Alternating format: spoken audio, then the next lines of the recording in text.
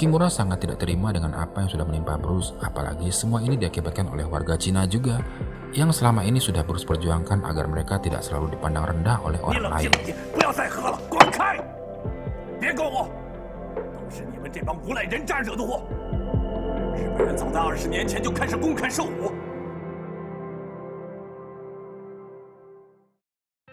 Setelah beberapa waktu, kini Linda memutuskan untuk membawa pulang Brandon yang telah tinggal bersama ibunya sejak pertama kali Bruce menderita kelumpuhan.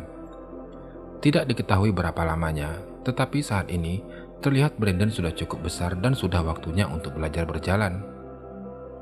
Pagi itu, Linda membantu Brandon berdiri sendiri dan menyuruhnya berjalan ke arah Bruce, yang membuat Bruce merasa agak takut melihatnya.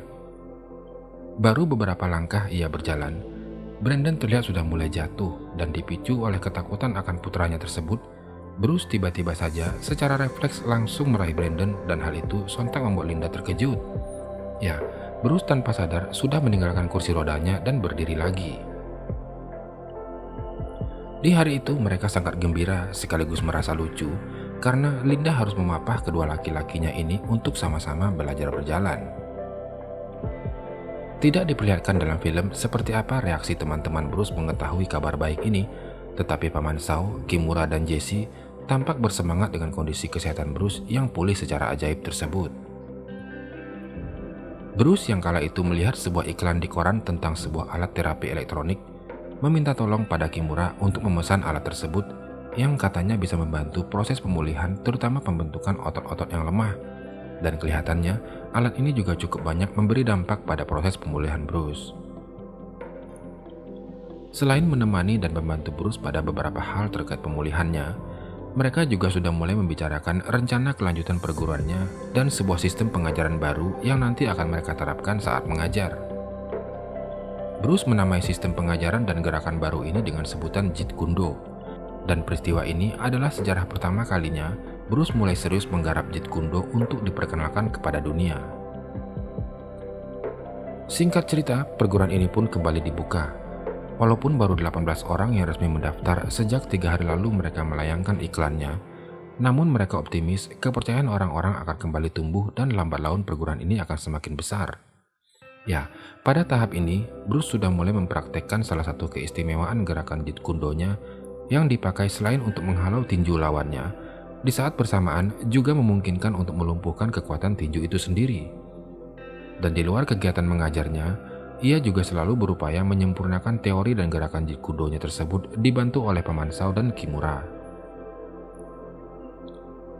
Berita kesembuhan Bruce yang disebut ajaib ini juga langsung terbit dalam berita koran, dan hal itu secara tidak langsung membantu mereka dalam mengumpulkan lebih banyak siswa. Dan Inosanto dan Blair juga datang dari Seattle untuk menemui Bruce. Walaupun sangat disayangkan, Blair memutuskan pergi meninggalkan Bruce di hari itu juga karena menganggap Bruce yang belum bisa melihatnya sebagai teman sejati lantaran tersinggung oleh ucapan Blair yang dianggap telah menghina Bruce. Walaupun Bruce sudah minta maaf padanya, tetapi Blair tampak sangat kecewa dan tetap pergi meninggalkannya. Inosanto merasa tidak nyaman atas kejadian itu dan menyarankan Bruce untuk memanggil kembali Blair bersamanya, tetapi Bruce tampak menghindar dan seperti tidak ingin membahasnya. Dari sini, Dan Inosanto segera paham bahwa walaupun mereka berteman dengan baik, tetapi ada satu prinsip pribadi yang kelihatannya tidak cocok antara Bruce dan Blair.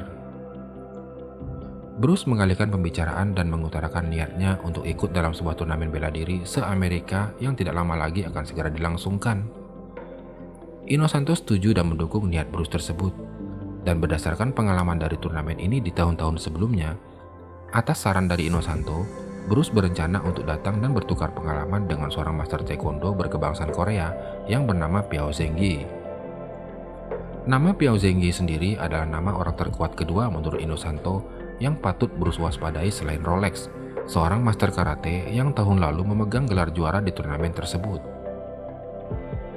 Inosanto menyarankan Bruce bertukar pengalaman dengan Piao Zhengyi, berharap Bruce bisa memperkaya kemampuan kakinya yang menurutnya bisa memberi dampak pada hasil pertandingan jika nanti Bruce harus berhadapan dengan Rolex. Begitu juga sebaliknya, mereka berharap Piao Zhengyi setidaknya dapat tambahan ilmu Wing Chun yang bisa ia terapkan kalau ternyata Piao Zhengyi yang lebih dulu berhadapan dengan Rolex.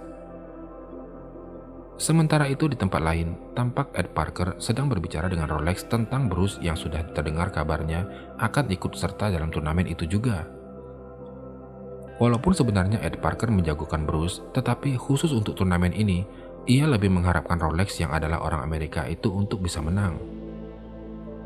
Selain menceritakan tentang pengalaman kurang mengenakannya bertemu Bruce kala itu, ia juga sedikit memberi bocoran pada Rolex tentang keistimewaan gerakan Bruce yang sedikit banyak sudah ia kuasai. Di dojo Piao Zhengyi sendiri, Bruce mau tidak mau pakai cara lamanya untuk masuk dan menantang Piao Zhengyi. Ia terpaksa melakukan hal ini setelah mendengar bahwa Master Taekwondo 1 ini orangnya suka jual mahal dan susah untuk diajak bekerja sama. Asisten pelatih ini emosi melihat gelagat Bruce yang datang ke tempat mereka dengan cara seperti itu. Lalu ia pun menawarkan diri untuk menghadapi Bruce terlebih dulu.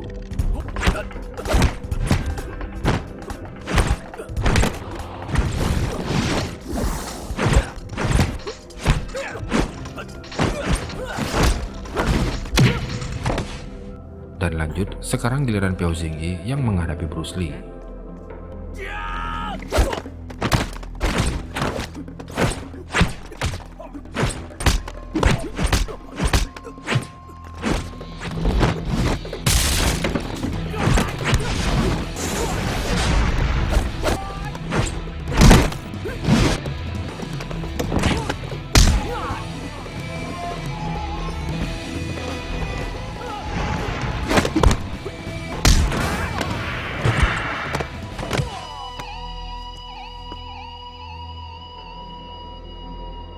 Setelah sparring singkat ini, Bruce akhirnya bisa berkenalan dan mencuri perhatian Piao Zhengyi.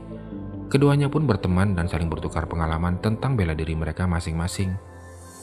Tampak Bruce sangat puas dengan ilmu taekwondo yang dipelajarinya ini, dan lagi-lagi ia juga menggabungkan gerakan itu untuk memperkaya gerakan Jeet Kune-nya. Tetapi berbeda dengan Inosanto yang sudah sering melihat aksi Piao Zhengyi dan kemampuan taekwondo-nya. Inosanto bisa merasakan bahwa Piao Zhengyi tidak dengan tulus membagikan ilmu taekwondo-nya tersebut kepada Bruce setelah melihat Bruce melatih beberapa gerakannya. Ia menceritakan itu pada Kimura, tetapi tidak enak untuk memberitahukannya pada Bruce karena ia khawatir hal itu akan berdampak buruk pada hubungan Bruce dan Piao Zhengyi.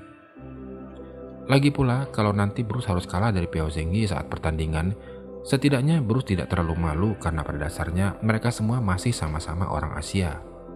Kira-kira seperti itu yang diucapkan Din Inosanto kepada Kimura. Sementara itu di tempat Piao Zhengyi, asisten pelatihnya ini memberi saran agar ia jangan terlalu membuka rahasia gerakannya pada Bruce. Tetapi Piao Zhengyi yang sudah mulai kenal karakter Bruce justru merasa tidak enak karena memang sejak tadi ia juga tidak mengajarkan Bruce semua rahasia bela dirinya. Merasa khawatir pada persiapan Bruce Lee, Inosanto dan Kimura pun kemudian membantu Bruce semampu yang mereka bisa untuk melatih gerakan taekwondo tersebut dan cara menghalaunya.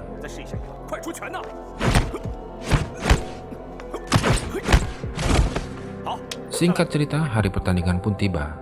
Tampak Ed Parker, Wally Jai, dan Yamamoto sudah ada di sana juga untuk menyaksikan pertandingan tersebut. Mereka bertemu dengan Bruce, bercanda dengannya, dan seperti sudah paham satu sama lain, mereka tanpa ragu berterus terang dan menceritakan bahwa sebelumnya mereka sudah membantu Rolex untuk memahami kebiasaan bertanding Bruce dan rahasia di balik kungfunya. Bruce tidak keberatan sama sekali dengan hal itu, malah sebaliknya ia mengatakan, "Wah, kalau begitu pertandingan ini akan semakin menarik bagi saya." Hari itu Bruce dikabarkan lolos dari babak penyisihan, di mana besok ia akan bertemu dengan Piao Zhengyi di babak semifinal. Inosanto yang memperhatikan tingkah Bruce dari tadi merasa khawatir padanya yang terlihat santai seperti tidak ada beban, karena memang saat itu hanya Piao Zhengyi dan Rolex saja yang Bruce khawatirkan sebagai lawan tangguhnya. Inosanto menegur dan mengingatkan Bruce untuk setidaknya melakukan pemanasan dulu sebelum bertanding, walaupun ia tahu level orang yang dihadapi berada di bawah levelnya.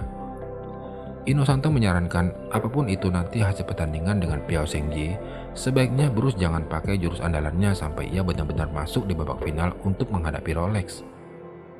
Inosanto mengatakan hal ini karena ia menilai kemampuan Rolex sangat bisa mengimbangi dan bahkan bisa mengalahkan Bruce, apalagi saat pertandingan nanti sudah tentu Rolex akan ada di sana untuk memperhatikan semua gerakan Bruce. Keesokan harinya, babak semifinal pun dimulai.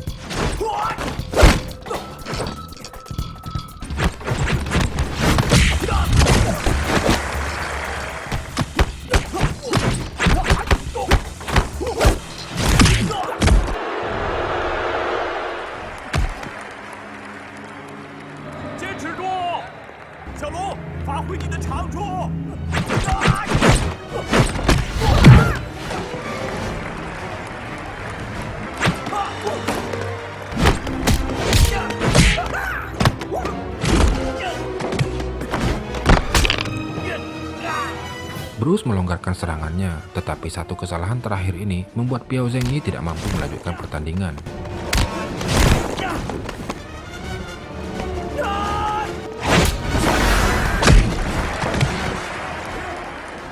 Ya, Bruce berhasil mengalahkan Piao Zhengyi, yang artinya besok ia akan bertemu dengan Rolex di babak final. Rolex yang dari tadi memperhatikan gaya bertarung Bruce Lee, kini semakin banyak menyerap tentang gaya bertanding Bruce dan spesialisasinya. Ia juga tidak terlepas dari saran beberapa master bela diri ini yang setia menemani dan memberi masukan tentang bagaimana cara terbaik menghadapi Bruce Lee. Rolex menerima dengan baik saran-saran itu dan kini ia merasa sangat percaya diri untuk menghadapi Bruce. Begitu juga dengan Bruce. Ia merasa sangat percaya diri bisa melawan Rolex mengandalkan gerakan penghalau tinjunya yang sudah ia pelajari beberapa waktu terakhir. Ia mengatakan itu pada Inosanto yang membuat Inosanto kagum padanya, tetapi juga tidak sabar ingin melihat bagaimana Bruce mempraktekkannya. Dan keesokan harinya, partai final pun dimulai.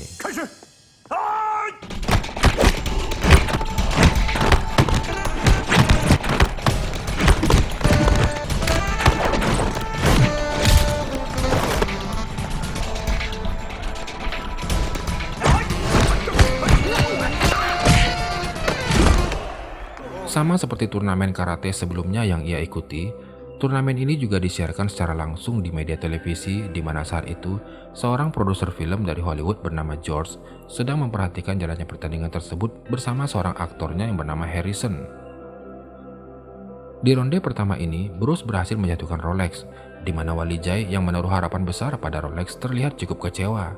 Sementara itu di tempat lain, George yang menjagokan Bruce merasa tambah tertarik dan mulai berpikir untuk menawarkan Bruce bekerja dengannya sebagai salah satu aktor dalam filmnya.